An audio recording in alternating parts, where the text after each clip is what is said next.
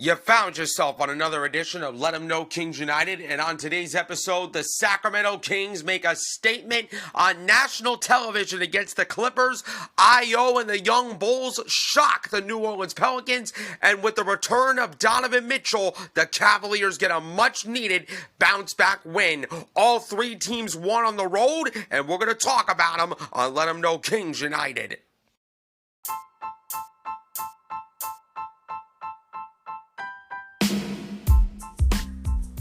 And now, ladies and gentlemen, it is that time for the post-game reaction podcast of the Cleveland Cavaliers, Sacramento Kings, and the Chicago Bulls. This is Let 'Em Know Kings United. Let 'Em Know Nation, you already know what time it is. Welcome to another edition of Let 'Em Know Kings United, your Cleveland Cavaliers, Sacramento Kings, and Chicago Bulls post-game reaction podcast.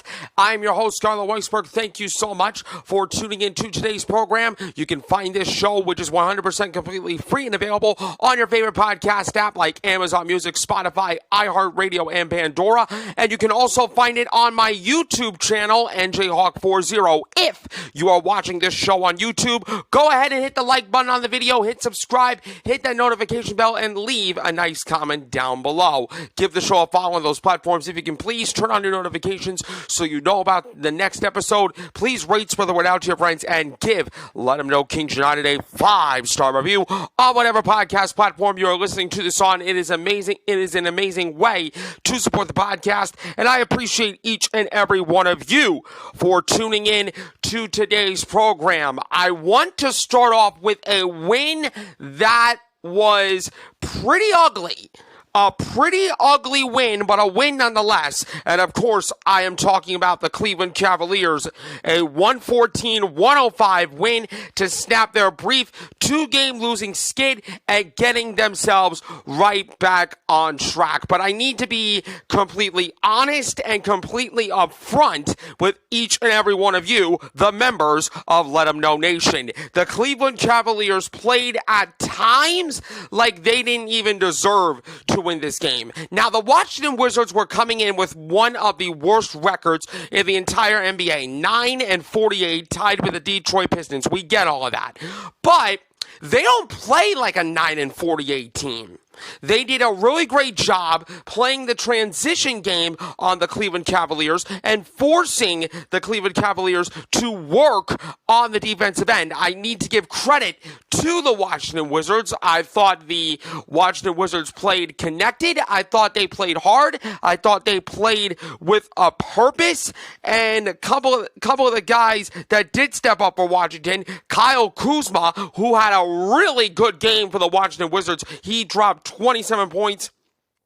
And Jordan Poole, that was coming off the bench for the Washington Wizards, scored a season-high 31 points as the Washington Wizards, however, extended their season-worst losing streak to 11 games and fell to 2-12 under interim coach Brian Keith. But hey, Washington, listen, you guys are too talented, and you guys are too good to have a 9-48 record. The Pistons, they deserve their record. The Pistons are just downright terrible. But for the Washington Wizards, I gotta give the Washington Wizards a little bit of credit here. I thought that in this game, they did a really great job of scoring in transition. I thought Kyle Kuzma was excellent scoring the basketball at will. Jordan Poole had a little bit of a redemption game because last time the Cavs came to Washington and played the Washington Wizards, Jordan Poole had 6 fouls, and the fans, rightfully so at that point in time, booed Jordan Poole out of the building. It was a great bounce back game for him, and I gotta give Jordan Poole credit for that. Jordan Keefe said, credit to our guys to keep battling and showing resilience that we want to see out of them. I thought Jordan and Kyle were really stepping up and pushing us, and the Wizards were playing this game completely shorthanded. Bilal Coulibaly, the 7th overall pick, played only 6 minutes and led with a bruised right pelvis following an awkward fall on an attempted first quarter dunk. He attempted to put Max Strus on a poster, but oh my goodness, Bilal.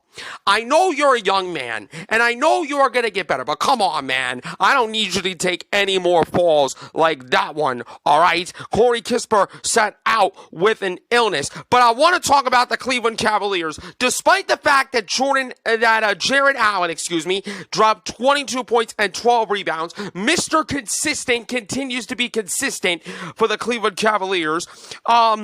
Caris LeVert, welcome back, buddy. He dropped 18 points and 12 rebounds. And Evan Mobley did really good with 21. And Donovan Mitchell, welcome back, Spider. He dropped 16 points in his return after missing the first 2 games following the All-Star break with an illness that is still undisclosed. I don't know what kind of illness that Donovan Mitchell had, but J.B. Bickerstaff was not pleased. He was not pleased with the Cleveland Cavaliers.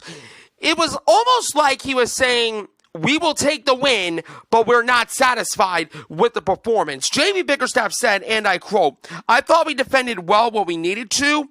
We just need to be better. I don't think we played to our standard. I expected more fire from our group after losing 2 games in a row and having the opportunity to play another one." Jordan Poole said, Donovan Mitchell, why am I talking about the Washington Wizards?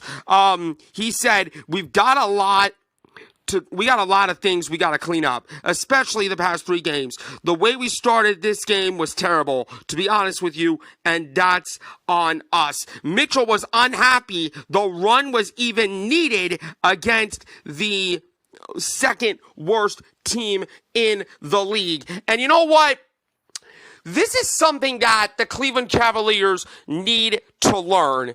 And I'm not going to take away the fact that the Cavaliers won this game, because at the end of the day, you play your teams that are on the schedule, and Cleveland ultimately did what they were supposed to do, and they secured their season sweep over the Washington Wizards. But I got to be completely honest, this Cleveland Cavalier team needs a mentality reality check, because if you come out here and play with the mentality of, I'm assuming we're going to win this game, instead of working hard in order to win, teams like Washington, teams like Detroit, teams like San Antonio, which almost surprised the Cleveland Cavaliers before the All-Star break, are going to ultimately surprise you. And Austin Carr said something on the broadcast that I found really interesting.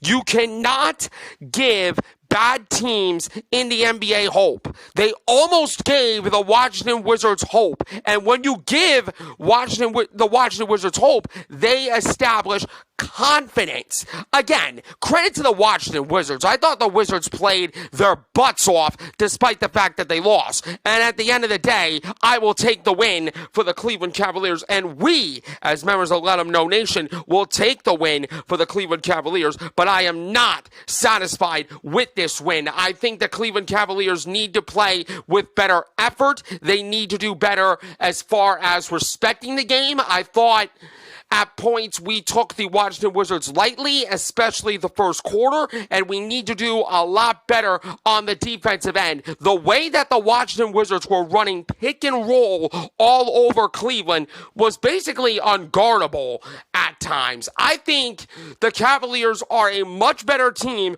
than what I've seen. Again, I'm going to take the win, but I'm not satisfied about it. The Cavs shot 50% from the field, 44% from the field for the Washington Wizards.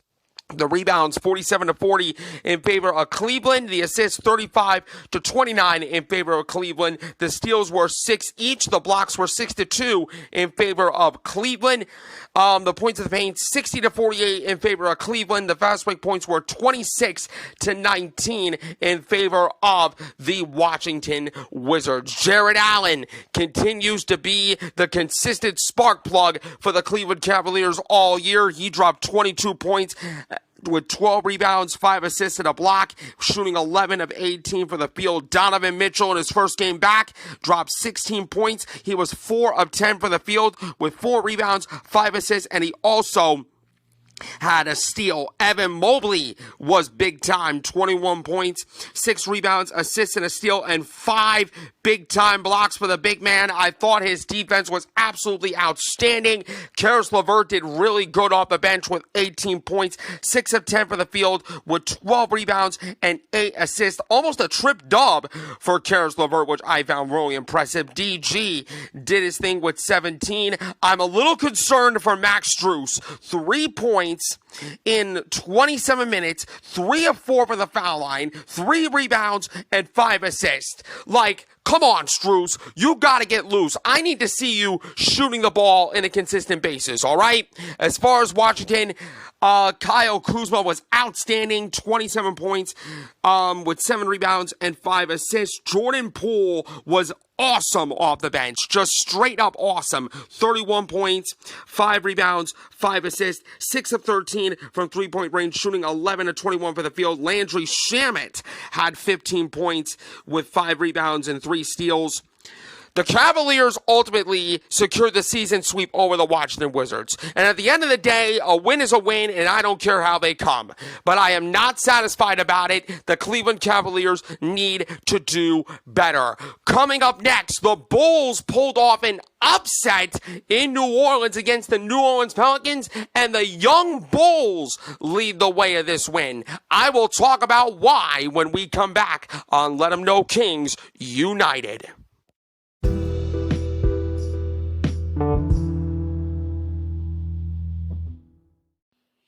We're back on Let 'Em Know Kings United, and there's only one emotion that I am feeling describing the Chicago Bulls right now, and that feeling is proud. I am absolutely proud of the Chicago Bulls because they just got a character-building, much-needed comeback win over the New Orleans Pelicans, 114-106. Now, I need to be completely honest, and I need to be straight up with all of you. I did not expect the Chicago Bulls to win this game. I was going into it, of course, hoping that the Bulls would win this game, but I did not expect it because the Bulls were once again very shorthanded with no Torrey Craig, with no Zach LaVine for the rest of the season, and now no Patrick Williams for the rest of the season. We got Patim from the G League to a standard NBA contract. We got so many young guys on this team. We were undersized. We were undermanned against a New Orleans Pelicans team that is probably the most lengthiest team in the NBA, especially on the defensive end. I mean, they got some dogs. They got Zion Williamson. They got Brandon Ingram. They got Trey Murphy. They got Jordan Hawkins from UConn that could drain a whole lot of threes. They are a type of team that forces a lot of turnovers and likes to score in transition. But what I did like about the Chicago Bulls in this game, they stood together. They stayed together, and they showed a lot of resiliency. Because, man, listen, with the size and the length that the Pelicans have, it wasn't going to be an easy game for the Chicago Bulls, right? It would probably be one of those games where the Bulls had to scratch, they had to claw, they had to figure out a way to beat a good New Orleans Pelicans team that are still in the hunt for a playoff spot in the West. But now they are at a half game ahead of the Dallas Mavericks for first place in the Southwest Division. That division race in the Southwest is going to be very interesting. But what I am really mostly proud of, the young guys that stepped up. Now, the season for the Chicago Bulls, I think it's pretty much over. Even though that we might have a chance to make the play-in, I'm not even concerned about the playoffs or the play-in for the Chicago Bulls because the Bulls all year long have been nothing but liabilities. I need to be completely honest and I need to be completely straight up with you. What I am really focused on in watching the Chicago Bulls going forward for the rest of the season is the development of the future guys. I really loved Ayo Dosunmu's game. He was absolutely outstanding. After a sophomore slump last year, he's been straight up hooping, especially as of late. Dalen Terry is a dog, okay? He made really, really big-time plays. Nikola Vucevic, he's been improving. I don't really like the fact that he's still taking a lot of threes, but he had his 500th double-double. 500th of his career, 31st double-double of the season. He had 22 points and 13 rebounds. The consistent scoring and rebounding that Vooch has provided through 13 NBA seasons was on full display in a gritty and gratifying road victory over a Pelican squad that has been in good form lately. And this is why this was a character win for the Bulls. It was a game of runs. The Bulls at one point got a 15-0 run. At one point, the New Orleans Pelicans took a run. But in these type of situations, right, in these type of games, the Chicago Bulls, as of late, could have folded. They could have folded under the pressure, and they said, you know what, we gonna get them next game. What I'm really proud of is the Bulls never folded. The Bulls didn't quit. The Bulls showed a whole lot of resolve. The young guys really stepped up. I like the fact that we pushed the pace on the New Orleans Pelicans because what the Pelicans want to do, right? The Pelicans wanted to do defensively is set up their defense to the point that it would force the Chicago Bulls to generate offense from the half court. When the Bulls ran with pace, more specifically the young guys of Kobe White, Ayo Dosunmu, Dalen Terry, those guys, it forces the New Orleans Pelicans defense to not set up and forced the New Orleans Pelicans to run with them. Good job by the young guys pushing the pace and forcing the New Orleans Pelicans to run with them. Ayo Dosunmu had 21 points for Chicago, which almost finished with a significant edge of the foul line. The Chicago Bulls did an outstanding job making their free throws in this game. At one point, they were 16 out of 16 before DeMar DeRozan missed a free throw late in the game, and I need to vent on something. I need to go off on something. The NBA refs were absolutely terrible in this game. They've been terrible all year. I'm not going to sit here and say that the NBA refs were good for most of the season. Everybody knows that NBA officiating is just doggone terrible. But a couple of times, especially late in this game, Kobe White should have got a couple of and ones, and the referee were like, that's not a foul, let's play on. Oh my goodness, are you kidding me? Like, are you just straight up kidding me? I swear to God, these refs call everything against the Bulls and not call the calls that are in favor of the Bulls. Like, come on, man. Like, come on. That is just unfair. But in any event, it was a character win nonetheless. Vooch said about 500 double-doubles. It's a nice achievement for sure. It speaks about the work I put in and being consistent, and it's something I take a lot of pride in, mainly because of the rebounding. As a big man, it's part of our job. DeMar DeRozan scored 24 points, including a three-pointer with 30 seconds left to ultimately put the dagger on the New Orleans Pelicans. To him, the game exemplified the Bulls' determination not to quit on a season marred by major injuries. High-scoring guard Zach LaVine had a season-ending foot surgery in early February. Patrick Williams was out for the rest of is out for the season due to a foot injury, almost like with Zach LaVine. DeMar DeRozan said, "It's always easy when you have any type of adversity to fold, to make excuses, to give in, to pack it in, to whine, complain, maybe moan like a little bitch. I don't know, but you don't hear that from none of us. We just try to figure it out the best way we can." And credit to the Bulls. They did a really good job of doing that. For the New Orleans Pelicans, Zion Williamson scored 19 points, tied a career high with 11 assists, and grabbed 9 rebounds for the Pels, who dropped their second straight game after winning 8 of 9. Brandon Ingram, back from a 2-game absence caused by a non-COVID illness, scored 22 points, but committed 9 turnovers. Jonas Valanciunas had 14 points and 17 rebounds for the New Orleans Pelicans. Willie Green said about the loss, "That segment definitely swung the momentum a bit, but it came down to us. We turned the ball over, not giving ourselves to come down and run good offense. They're getting out in transition and getting easy buckets." The Pelicans took their largest lead at 12 points. It's 82-70 at one point, but the Bulls responded by scoring the last 11 points in the third period, starting with Vucevic's 3 and ending it with Javon Carter's rainbow pull-up at the buzzer near the baseline to make it a 1-point game. The Pelicans were playing this game without 2 ball handlers. CJ McCollum, who left the Pelicans' last loss against the Miami Heat with a sprained left ankle, and they were also without Jose Alvarado and Najee Marshall, who were suspended for their involvement in a scuffle with Miami Heat players. And I'm not even going to talk about it, right? If I was doing Let 'em Know Mavs in the 305 right now, I would have, vented about that. Willie Green said, "We can't use that as an excuse. We got to come down.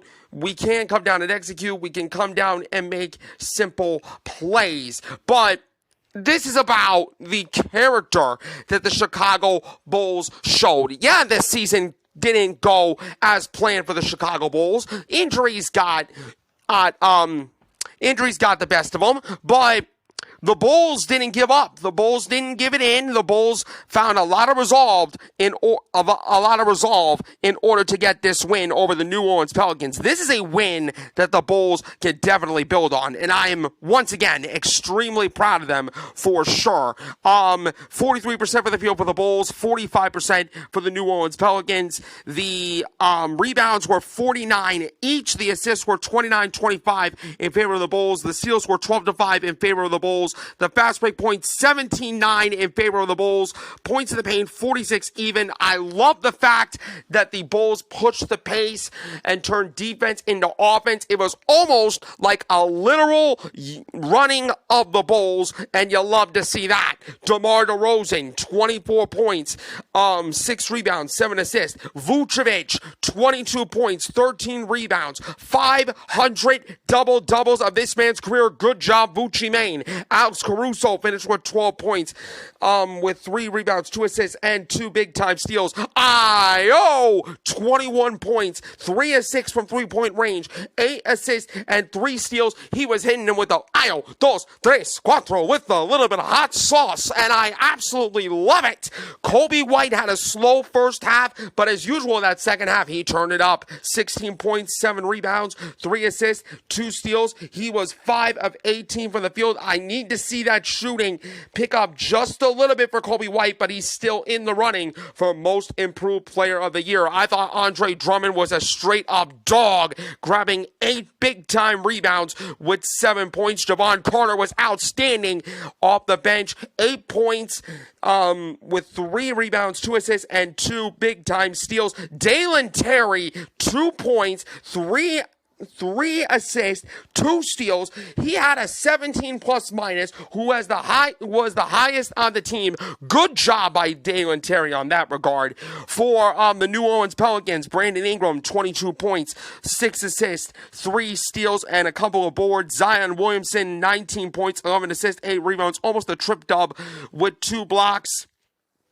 Ryan was amazing off the bench with 14 points, 4 of 9 from 3 with 4 rebounds. Jonas Valanciunas, a double-double with 14 points and 17 boards. Trey Murphy, 9 points with 10 assists. 10 rebounds and 2 assists. This was a character win that the Bulls need to build on. If they bring that same energy to the United Center against the Detroit Pistons, then it's going to continue to build to the future. Focus on the future, Chicago. That's what you need to focus on for the remainder of the season. Focus on the development of Kobe White, Ayo Dosunmu, Dalen Terry. Maybe get Batum in here. I want to see him in this next game against the Pistons because he's like the sharpshooter coming out of the G League, right? I need to see what this guy can do. But that's a character win for the Chicago Bulls against a really good team in New Orleans, who, by the way, they swept the New Orleans Pelicans in the regular season. Some might call it an upset. I'm going to call it a character win. A good job by the Chicago Bulls. Coming up next, the Sacramento Kings made a statement on ESPN national television as De'Aaron Fox and Domantas Sabonis clipped the Clippers in LA. We're going to talk about it when we come back on Let 'Em Know Kings United. Stay tuned.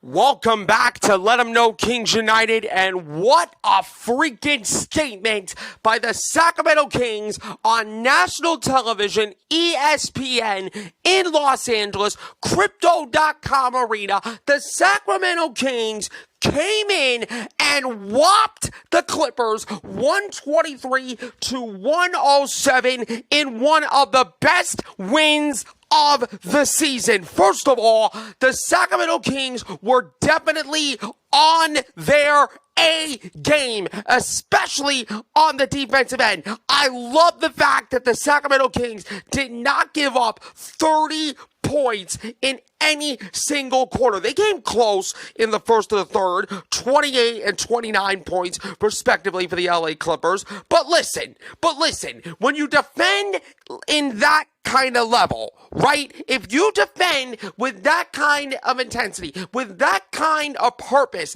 on the defensive end, you're ultimately going to give yourself a chance to win every single night. That is exactly what De'Aaron Fox said.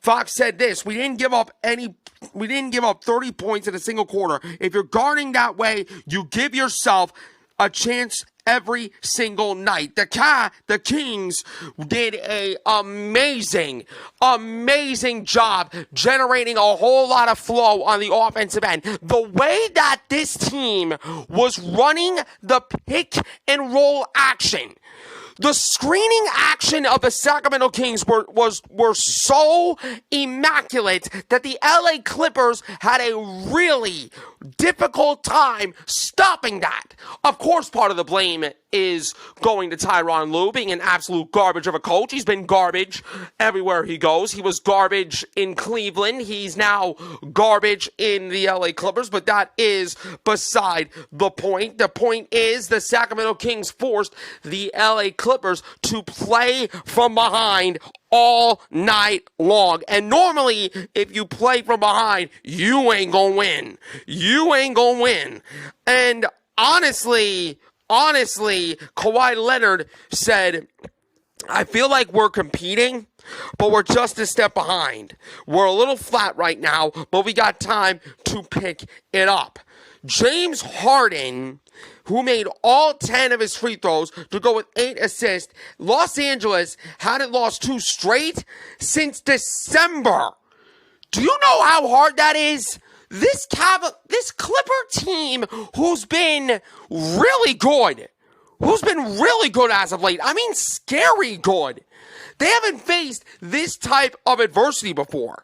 And credit to Sacramento. They did a really good job of setting the tone from the jump. And for the first time since late December, before Christmas, the LA Clippers have lost 2 games in a row. I mean, we can go on and on and on and on about how well the Sacramento Kings played. The third place Clippers came out of the All-Star break playing a back-to-back on the road. They returned home for the first time when they were 20-6, only to lose a team below them in the Western Conference. I mean, Norman Powell led the Clippers with 21 points in his first start of the season in the absence of Paul George. Kawhi Leonard added 20 points, as did James Harden. They both scored 20 points, but it was about the Sacramento Kings. Harrison Barnes added 22 points for the Kings, who won their third in a row. De'Aaron Fox,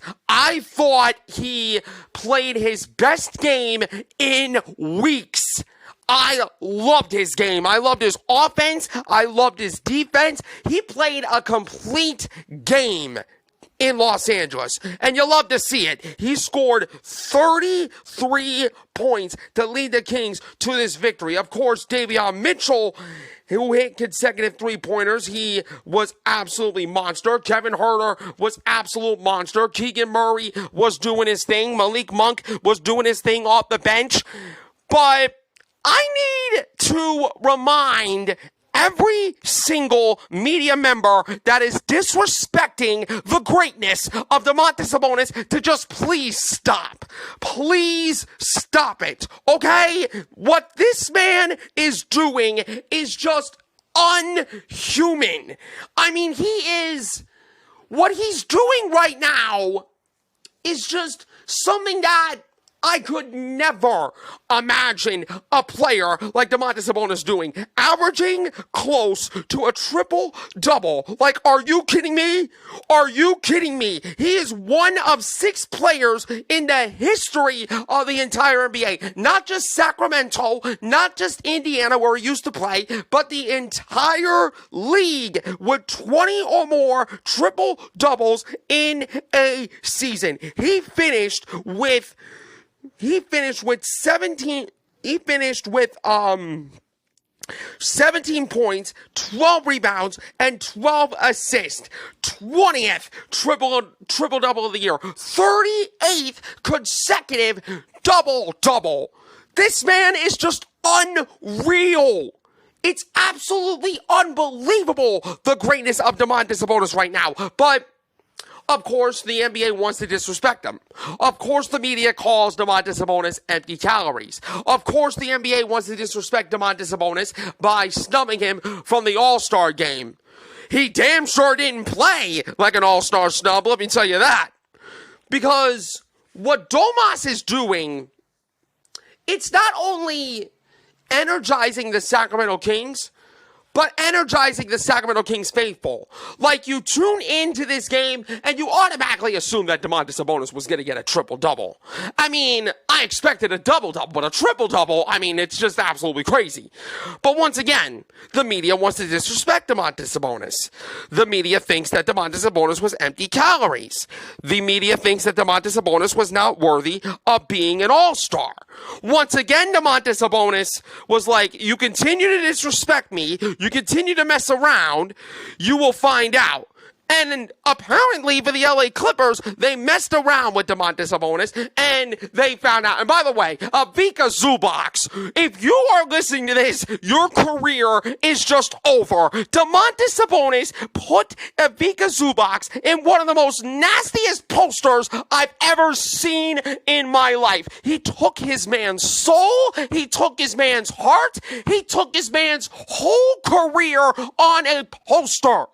I mean, that was the nastiest body bags that I've ever seen Domantas Sabonis caught.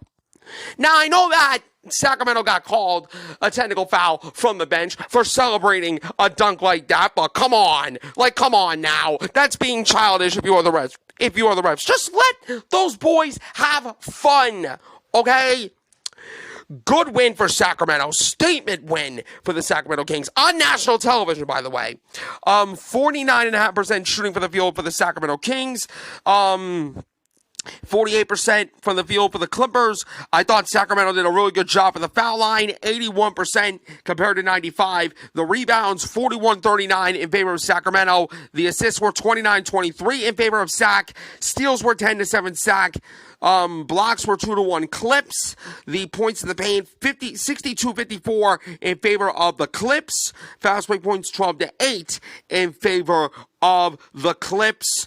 And De'Aaron Fox, once again, he played his best game in weeks. 33 points, 6 rebounds, 7 assists, 3 no swiping steals. Keegan Murray, 11 points, 8 rebounds, 1 assist, 1 steal, and 1 big-time block. Harrison Barnes, 22 solid points, 8 of 12 for the field, 4 of 7 from 3. His best game in quite some time with 2 rebounds, an assist, and a block. Kevin Huerter was doing his thing with 15 points, shooting 6 of 10 for the field, 3 of 6 from 3, with 2 assists and 3 rebounds. Good stuff by Kevin Huerter there. Malik Monk off the bench. You already know what this man does. 12 points, 5 assists. He is the 6th man of the year.